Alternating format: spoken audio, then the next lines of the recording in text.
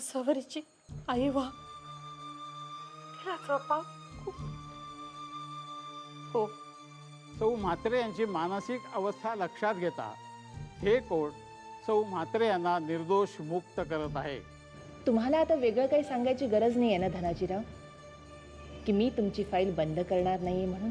सुमित्राबाई म्हणाल्या की त्या अपघाताचा तिच्या मनावर परिणाम झालाय बहुतेक.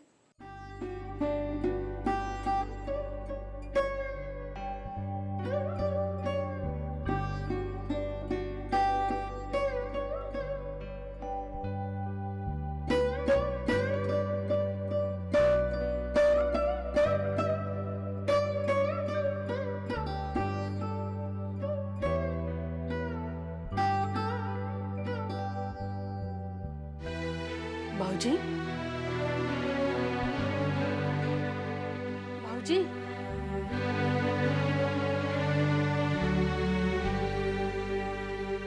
भाऊजी, जेवून घेत आहे ना? नको. असं काय करता भाऊजी? अहो, आपल्या शरीराचे असे हाल करू नये. अगं ते तसे केले ना की मनाचे होणारे हाल कमी जाणवतील. असं नसतं भाऊजी, तुम्ही ऐका ना माझं. नाही नको उमा, मला काही नको. तुझा तुझा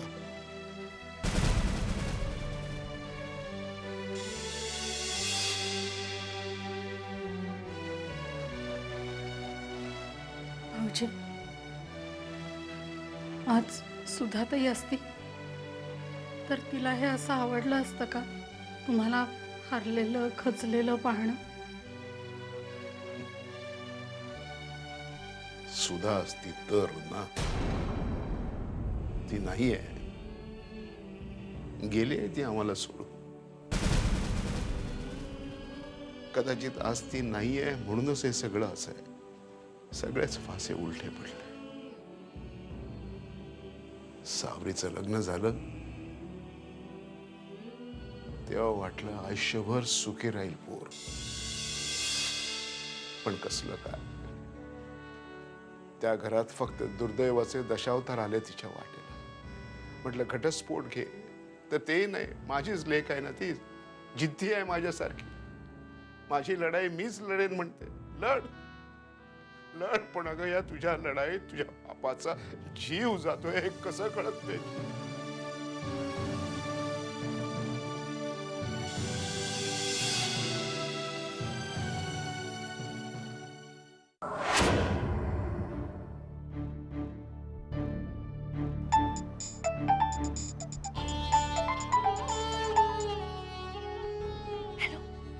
सावरे, उमा काकू बोलतीये, जरा बाबांशी बोल.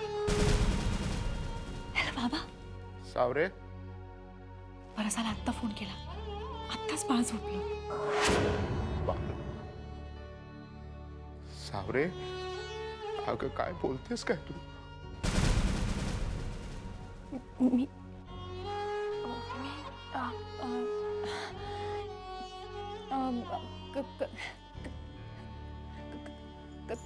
मी काही नाही बाबा. मी कसे आहात तुम्ही बाबा? आणि अंतराचं काही कळलं? माझं अंतराची काळजी सोडून दे. तू कशी आहेस बेटा? हो मी बरीच आहे. मला काय झालंय बाबा? मी बापाशी खोटं बोलायला शिकलीस? खोटं नाही.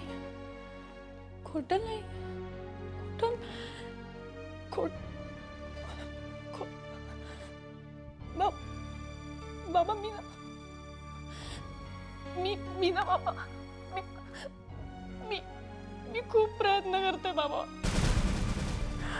पण माझं मन ना बाबा मला एका वेगळ्याच वाटेवर घेऊन जातो बाबा. भरकटवून टाकतो बाबा. मग ना मी वाऱ्यावर उडणाऱ्या पाचोळ्यासारखी उडायला लागते. मुळं उपटलेली आणि भरकटत इकडे तिकडे फिरणार आहे. मग ना बाबा मला किनारा मिळायला खूप खूप वेळ लागतो बाबा. बाबा आणि बाबा त्या जगात ना आम्ही दोघंच असतो फक्त.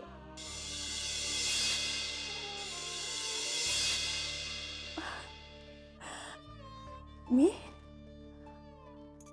आणि माझं बाळ. कोणलास बाळ?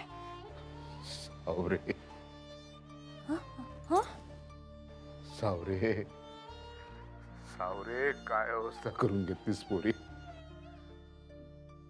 बाबा मी बरी आहे अहो. मी खरंच बरी आहे, खरं शपथ. एकच सांगतो सावरे, जप स्वतःला नाही तरी तुझ्या पोटातल्या अंकुराला जप. अगं तो अंकुर जन्माला घालताना जमीन जशी तापते, पावसात भिजते, धारदार नांगराने जशी फाडून फोडून काढली जाते, तशी अवस्था असते आईची. स्वतःच्या जीवा पलीकडे त्या अंकुराला जप. त्यापुढे माझी अंतराची काळजी करू नकोस. भूतकाळ किती दुःखदायक असला, वर्तमान किती चिंताजनक असलं, तरी भविष्य काळ सूर्यप्रकाशा इतका लख असेल, अशा आशेवरच माणूस जगतो. तुझं भविष्य तुझ्या पोटात आहे पोरी, त्याला जप.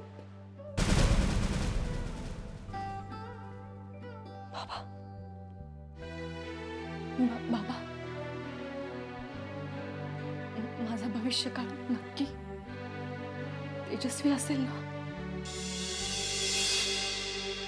माझ्या भूतकाळाची छाया त्याच्यावर पडणार नाही ना बाबा? असं नको बोलूस बोल. रघुनाथ मुत्तेच्या साथीच्या तोंडी ही भाषा शोभत नाही बेटा. ही तिची भाषा नाहीच आहे बाबा. ही हर्षवर्धन भोसल्यांच्या बायकोची, आसावरी भोसलेची भाषा आहे.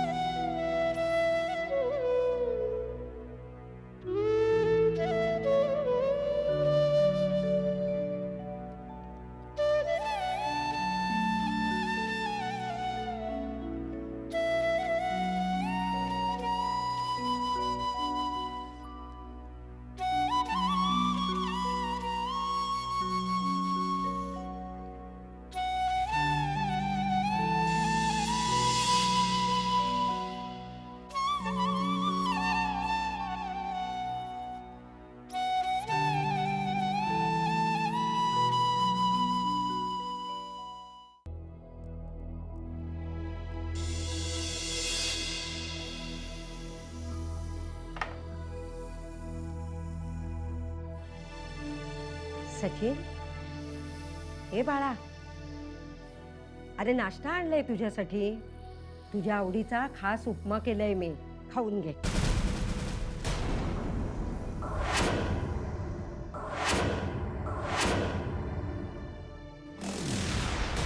आणि सचिन, हे बाळा, माझे एक काम करशील? संध्याकाळी ऑफिसमधून येताना माझ्यासाठी थोडं सामान घेऊन येशील? अरे संपलंय रे घरातलं सगळं. माझं लक्ष नव्हतं ना काही दिवस घरात. काय घराची हालत झाली आहे बघ. सामान घेऊन ये. आणि हो, आधी नाश्ता करून घे बघू गरमागरम. हां कर, नाश्ता कर. आलेच मी तोवर चहा घेऊन. नाश्ता तयार आहे. करताय ना नाश्ता? मी घेऊन येते तुमच्यासाठी. हं? आलेच हं मी.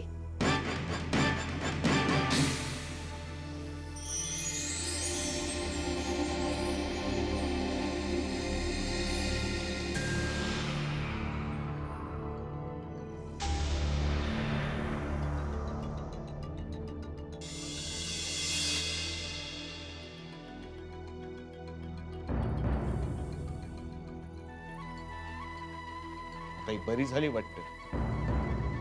तुला सांगतो सचिन, तिच्या वेडाचं नाटक होतं, नाटक.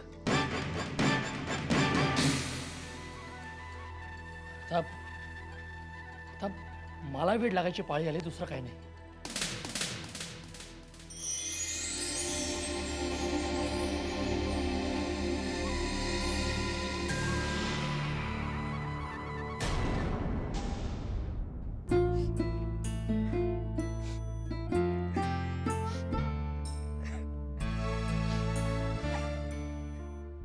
काय झालं?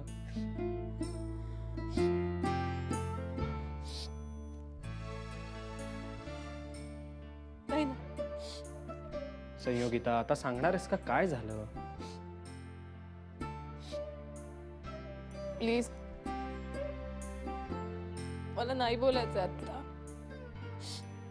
माझी माय ना नेहमी म्हणते, आपण जेव्हा म्हणतो ना की मला आता बोलायचं नाहीये, त्यावेळी खरं तर आपल्याला खूप बोलायचं असतं.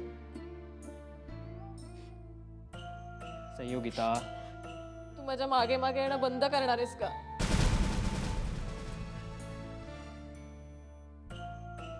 मी कसं सांगू तुला? तोंडानी. मोहन, ठीक आहे, तू सांगणार नसशील तर मी सांगतो. बॉसने तुला झापली, हो ना? माहित होतं तर कशाला विचारत होतास?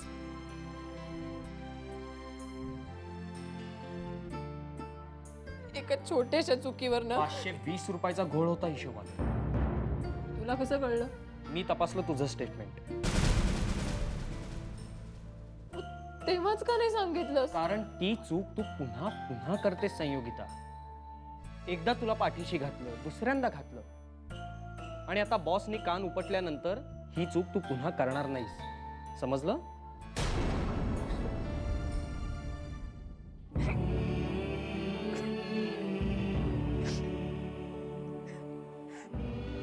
सॉरी. अगं, मी मुद्दाम नाही केलं संयोगिता, खरंच सांगतो तुला. अगं हो संयोगिता, म्हणजे तुझ्या हातून झालेल्या चुकांचा तुला त्रास होऊ नये असा हेतू होता ग माझा. तुझी प्रगती व्हावी असं वाटत होतं मला. सॉरी ना संयोगिता.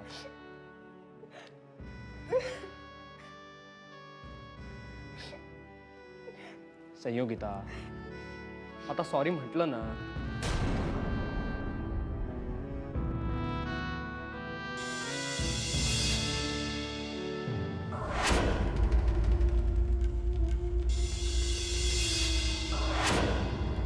सॉरी. मोहन,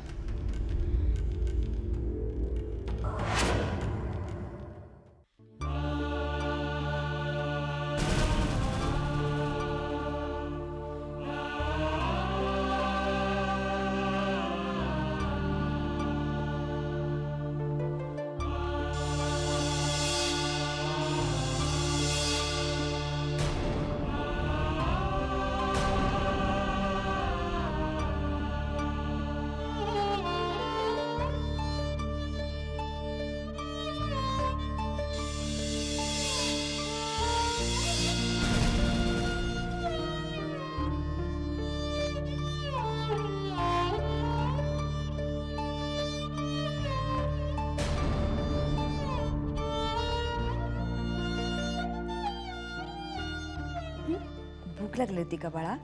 हो, खूप भूक लागली.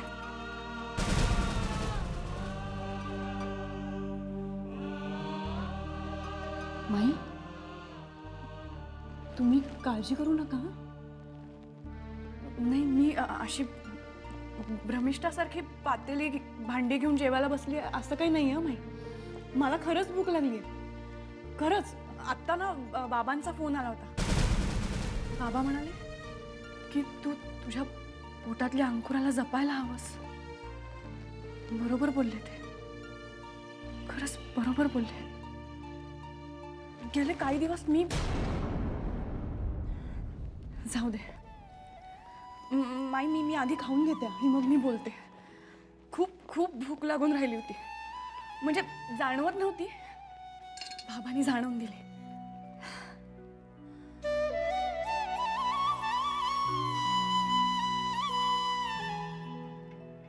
माई,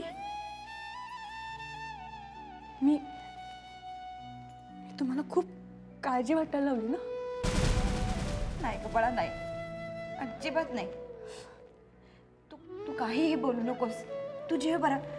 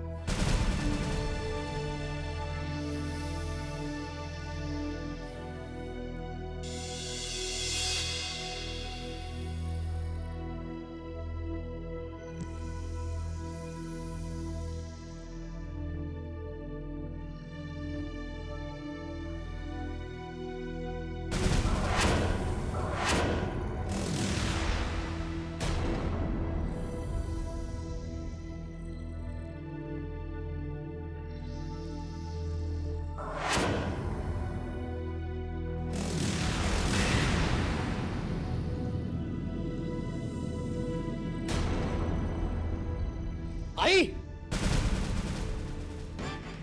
आई आई काय रे सोन्या? आई हे काय काय आहे? अरे वा, ही पसंत आहे का तुला? ठीक आहे, मी आई लगेच तुला थोडी सुद्धा लाज वाटत नाही का? अगं काल परवा अगदी अगदी काल परवा 13वा केला पण नंदिनीचं. आणि तू म्हणून काय तू तुझ्या आयुष्याचा 3-13 करून घेणार आहेस? 3 तरात तू केलंस माझ्या आयुष्याचे. तुला आई म्हणणं म्हणजे जगातल्या सगळ्या आयांना शिळ घातल्यासारखं आहे. अरे सचिन, काय बोलतोयस काय तू हे? योग्य बोलतोय, बरोबर बोलतोय मी. तू तू जीव घेतलास माझ्या नंदिनीचा. एकदा प्रयत्न केलास तेव्हा तिने वाचवलं, तुला माफ केलं तिने. पण तरी तुझ्यातली माणुसकी जागली नाही. कशी जागेल? कुठून जागेल? सैतान आहेस तू, सैतान. सचिन, मी ऐकून घेते म्हणून काय वाटेल ते बोलू नकोस, सांगून ठेवते. अरे नंदिनी मेली ना, ती तिच्या कर्मानं मेली. माझा काही संबंध नाहीये त्याच्याशी.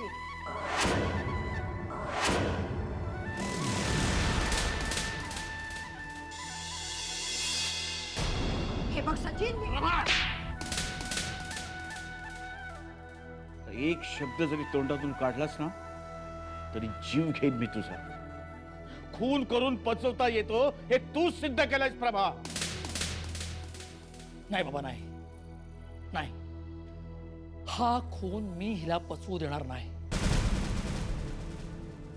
एक सांगतोय, माझं आयुष्य आता संपलं. त्यात आता काहीही उरलेलं नाही. सगळं संपलं. आणि ते तू संपवलंस.